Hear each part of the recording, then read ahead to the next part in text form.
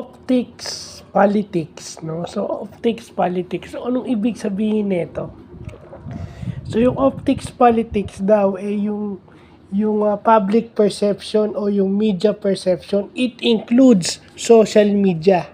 So, kung ano ang image mo sa Facebook, anong image mo sa communities, 'di ba? Anong image mo sa subdivision, 'di ba?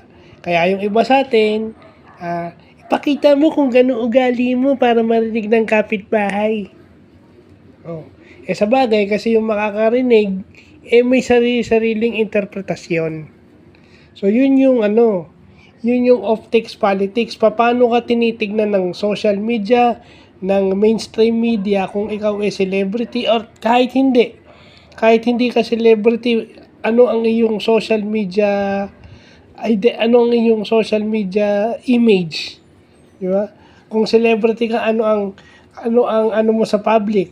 Kung artista ka or athlete ka or PBA player ka or MPBL player ka, yung ganyan.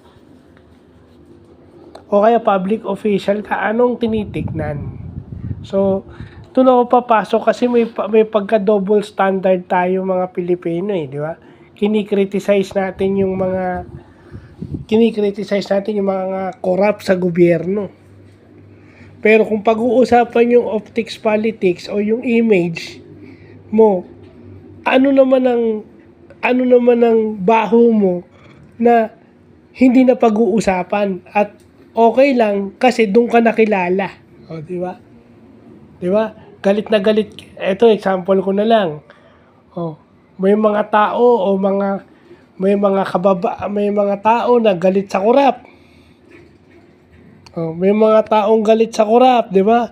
Sasabihin, nagbabayad kami ng malaking tax and then kinukurakot nyo lang.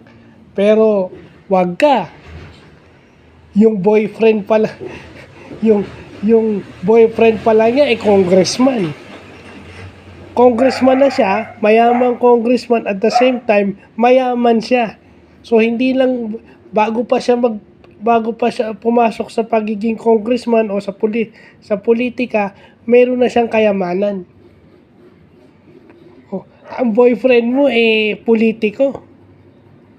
Hindi natin alam kung ang inireregalo sa'yo ng mga politiko galing sa kaban ng bayan.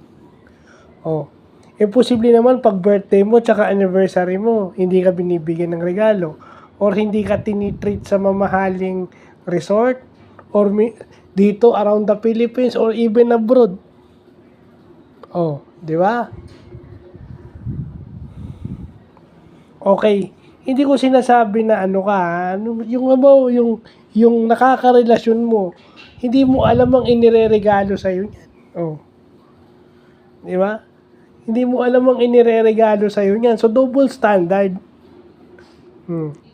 Nagagalit kayo dyan. Minsan sumasali pa kayo sa mga rally. Pero, alam ng mga tao, quote and quote, alam ng mga tao na hindi lang pinapansin, pinababayaan lang. Kasi, pakialam ba nila? Alam ng mga tao, na meron kang, di ba? So, bago kayo magsalita ng ganun, siguraduhin nyo muna na bago kayo mag-criticize, siguraduhin nyo muna na hindi kayong na-involved o wala kayong kahit na anumang kinalaman sa mga tao na posibleng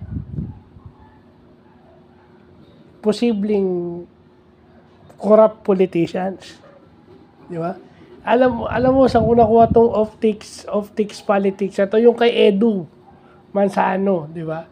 Sinabi ni Edu Manzano doon sa FB page niya na enough about the politics. Saan na ba napunta yung pera ng bayan? Bakit wala pa nakukulong?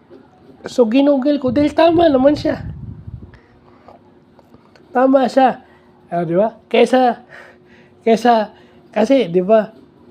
Kaysa anuhin natin yung love life ng iba or yung love life ng iba, sitahin natin or si Sash na Laparan, yung isang social media influencer, yung pag-graduate niya sa school, sisitahin nyo.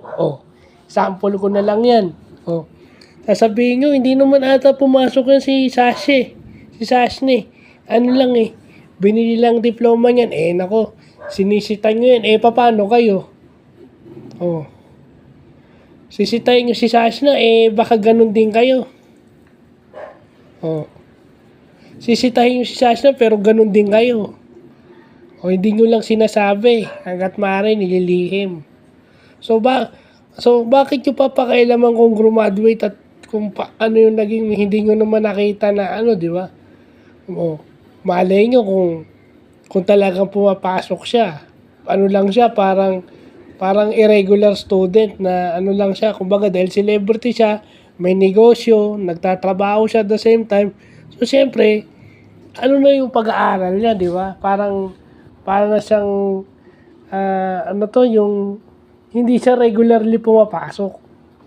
Oh. So, mahirap mag-judge ng tao. Yung kay Sash na lang yung number 1. Oh. Sasabihin yung binili yung diploma, eh kayo. Oh, paano ba kayo pumapasa, di ba? Oh. Sasabihin nyo, sa school na yan, binibilang diploma dyan, ganyan. Eh kayo, sigurado ba kayong minsan sa buhay nyo, hindi kayo kumapit sa patalim, di ba? Yung mga ganun. So, yun lang po.